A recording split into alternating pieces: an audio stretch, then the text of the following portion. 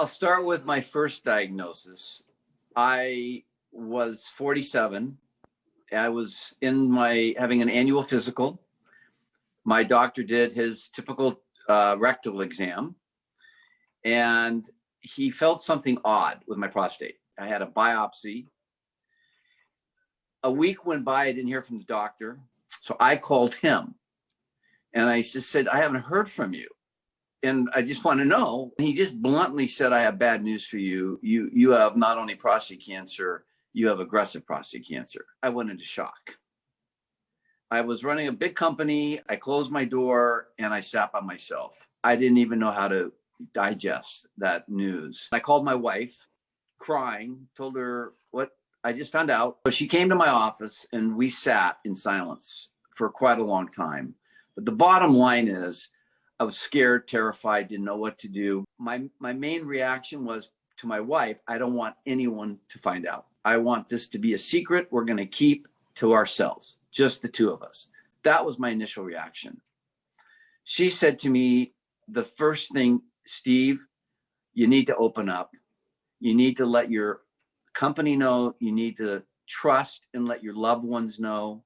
I took her advice. And it wasn't like I sent out an email to advertise, but I did start opening up. Seattle's a small town. I've grown up here. Word got around quickly. And the amount of love that came my way was the reason now today when I counsel men, I beg them to open up about their cancer and allow life to take its course and allow that support. The best option then was to have a radical prostatectomy. Back in those days, they didn't do it with the robotic, with the Da Vinci, it was they cut you open. But I immediately said yes. And I said, as soon as I can. So 6 weeks later, I had a radical prostatectomy and had my prostate removed. I immediately started reevaluating my life. And at a fairly young age, at 47, I was running a company, I owned it, and I worked way too much. I made everything else a priority. I wasn't making my kids a priority. At times I wasn't making my wife a priority, and I changed all that. Right after 2 years, I got a PSA read, very low. It came back at 0.06. My doctor said, your cancer's back. My second treatment was radiation, and it was 36 days in a row. And they wanted me also to go on a hormone injection treatment, and I refused. I said, I'm just going to do the radiation. But the big takeaway was, here I owned this company, and I said to my wife, we are going to take an 8-month trip around the world. Now, not everybody has the luxury to be able to do this, but even if I could hardly afford it, I still would have done it, and I would have never changed that decision, because that's where I started feeling mortality. It was during 2008, which, if we all remember, was the Great Recession. And my company started falling apart while I was gone. But you know what? I didn't care, because I was with my family. And now, having cancer twice, all that mattered to me was exactly what I was doing, being with my family. They told me that. They upfront said, at my age, maybe this will happen, and it did. I just kept a positive attitude, because I just realized that is a key to I believe in healing yourself, is an attitude. When I got my second reoccurrence, I went into a bad funk. Mm-hmm. It was absolutely devastating to me. And that's when my fear kicked in. Oh my God. And I dealt with it. And I don't, again, want to make it seem like, oh, I got my second time and I was just fine. No, it was really difficult. The easier part was telling people, but I also didn't want to tell people because I didn't want them feeling sorry for me. One of the hard things about getting cancer, especially as a man, because a lot of times, and I don't want to sound, because in especially today's, how we're living our movements, but especially when I got cancer, I wanted to show strength. I didn't want to show weakness. And getting cancer to me showed a weakness.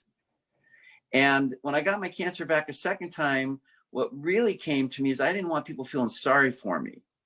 So I actually told my wife, I don't want anybody to know I'm going to go on a radiation treatment. I don't want anybody to know I got my cancer back, because it's awkward. I don't want people to feel sorry for me. And when I'm with people, they don't know what to say. They don't know if they should bring it up or they should not. It's just awkward.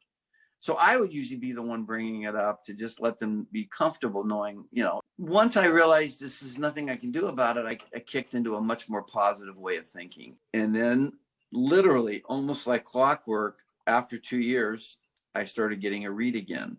And then once again, my PSA showed up. So as it started climbing, now I was more of a veteran. I knew I was in trouble. And I then knew that this is going to end up being a bigger problem because my PSA kept rising. So I will tell you, and again, I sure don't want to come across as this entitled guy, because I'm not. I've worked hard. I've made a decent living, but I have to work and continue to work. I just made these choices about like that 8-month trip around the world. So now I've gotten, I had now 2 treatments. We had moved to Italy. I think I've jumped ahead for the year 2012 for a year, put my kids in school there. Again, all of this was about because I had had cancer twice. While we were in Italy, I was getting PSAs every 90 days in Italy, in Florence. And while we were in Italy is when my PSA for the 3rd time started coming back. I'm doing all my communication via telephone with my doctors, but they didn't know what to do. And here's the problem. You never know where the cancer is. Well, this is somewhat interesting. In Milan, Italy, there happened to have been a test, the PSMA, which I'm giving it the short acronym, but it is this, I call it the Superman prostate cancer scan, because now this was the early generation of this, and Milan was one of the only places in the world that happened to have had it. And I went and had that scan done, and what it does is it can actually light up where the cancer is, which is now they've improved on this technology that we can get into that later, because now it's many more generations since then, and I actually did it a 2nd time. So when we were finishing our trip with Italy, I went to Milan and had this test done, and then we came home, and the images were sent to my doctor, and way in the bottom of my pelvic area, there were 3 dots that had been somewhat lit up. One option was surgery. And I said, okay, if I have surgery, what's the odds of a cure? That this is it. Now I'm really scared. Now I'm terrified. So my doctors gave me about a 25%, 30% chance I would be cured. So I chose those odds and I had the surgery. And now they went in and performed the surgery, and I won't go into the graphics, but it was a very complicated surgery. And these 3 dots could have been kernels of corn. So the good news is it was cancer, because I would have hated to have gone through that whole operation and they go, damn, that wasn't cancer, something you ate. So they removed all my lymph nodes in that area. They removed the cancer. My doctors never once said you're cured. Never once. I told myself I'm cured, because what good is it to think otherwise? Every day I would remind myself I'm a lucky guy. And teaching yourself to really feel, to be grateful. It's one thing to say it in your head, but to feel it, it's a practice, which I continue to practice, by the way. In America, we are so fortunate based on the rest of the world. I was just in Papua New Guinea, and when somebody gets ill, it could take 24 hours in a canoe to get to a little hospital that basically is one room. And I mean, we are very fortunate. There are people who are living in very rural areas that could end up being more grateful than those that have 4 homes that are just more caught up on material things and very outward focused. I mean, I want to go back to what made me be thankful to get cancer. Is at 47, I was very outward focused. This is the best way I can explain it. My self-worth was about my net worth. When I got cancer, I completely changed.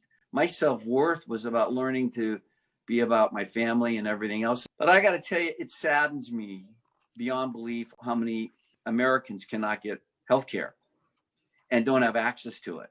And if they do, it may be substandard.